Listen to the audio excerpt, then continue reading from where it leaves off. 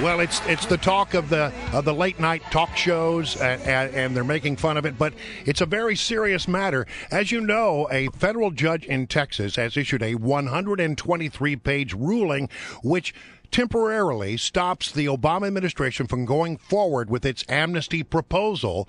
You think about this being a big national story, but it's right here in our backyard as well. Joining us on the line is Corey Stewart, Prince William County Chair. So Mr. Chairman, you've heard this news about the judge in Texas. What's your thought about this, and how does it impact the people of Prince William County? Well, obviously, it's great news, and the way that it impacts is that it allows us and allows our law enforcement to continue to deport individuals who are here illegally and who commit crimes. The Obama administration's policy prior to this ruling had really hamstrung our efforts to remove those individuals who pose a threat. And so what changes now? Because you still got to have the cooperation of the feds in this matter, right? Well, we still need the cooperation of the feds. Now, to be honest, the guys on the street, the men and women at DHS who are working with us on the street are very cooperative. They're not political. And so I think that privately a lot of them are probably expressing some relief that this action has been taken. This was the president's reaction yesterday when asked about the temporary injunction. This is not the first time where a lower court judge has blocked something or attempted to block something that ultimately was shown to be lawful.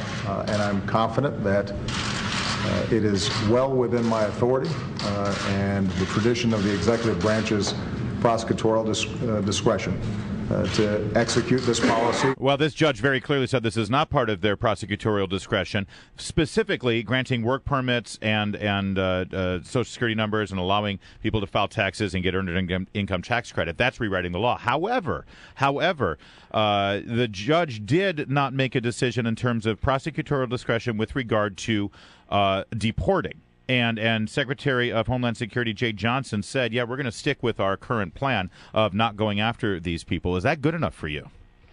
Well, it's not good enough, but it's a great step. And we'll just have to see, what the circuit court does here and as this makes its way forward. But at the end of the day, I think finally someone in the federal judiciary has pointed out that the Obama administration has overreached its authority with regard to executive orders and executive authority, and that really, when you're changing policy, immigration policy in such a major way, and this is what the judge said, it's disingenuous for the administration to say that they haven't done that, and when you do that, you've got to go to Congress. You can't just do this on your own. We're a democracy, not a dictatorship. I mean, he's siding in this case with 26 states that had filed asking for this injunctive relief.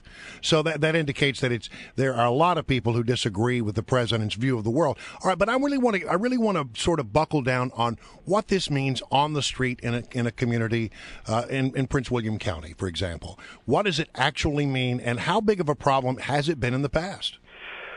I think it has.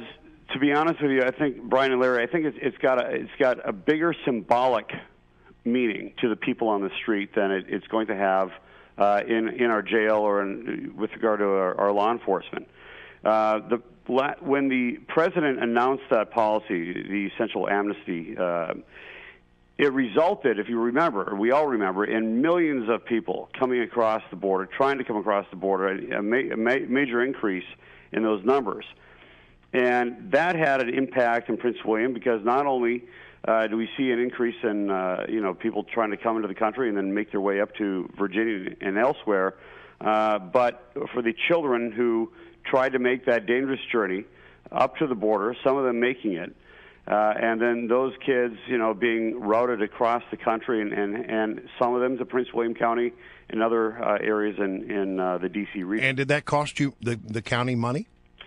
Well, not directly, but, eventually those kids are going to be, and we don't know what those numbers are going to be, but eventually those kids are going to make their way into our school systems, and they're going to require some social services and so forth, and, there will be some costs, but I think the bigger deal here is that the message at least is going to go down to other parts of, of the world south of the border, that it's not just you make it to the U.S. border, you make it across, and you're going to get amnesty.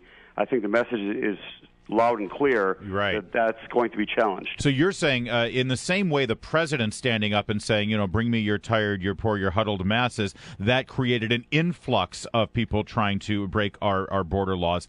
This ruling will actually dissuade some people. That I hope you're right. But in the meantime, you're still dealing with an issue right there in Prince William County. I mean, you've made it a point to try to go after as many people who are here illegally as you can for crime purposes. You round them up, you hand them over to ICE. What happens next? Well, see, that's the whole thing. Now, we've handed over to ICE over 7,500 criminal illegal aliens thus far. These are people that... You're not stopping people on the street, as the president once famously said, heading for an ice cream cone and saying, show me your papers. No, these are people who have committed a crime, and then you find out they're here illegally. These are the guys that are knocking out, that are sticking up the ice cream joints. Yeah, exactly. So everyone who in Prince William County has been handed over to ICE for deportation has been arrested for committing a crime. Now, the reality is the feds have been releasing a huge portion of these people. We don't know what it is, the number is, because they won't tell us. But they only deport what they consider criminals are Part 1, those who have committed Part 1 crimes. These are the most serious crimes.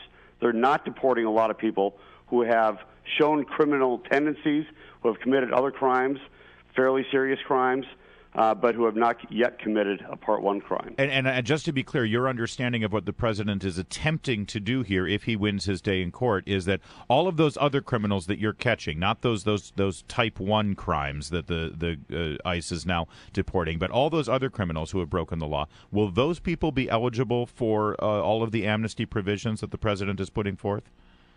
Yes, they would be.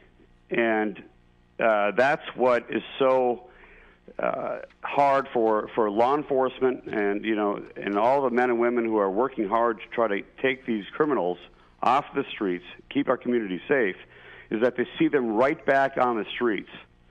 And there's nothing they can do about it, because at that point, the federal government has essentially barred our law enforcement from removing them, even though we know they're here illegally and we know that they pose a threat.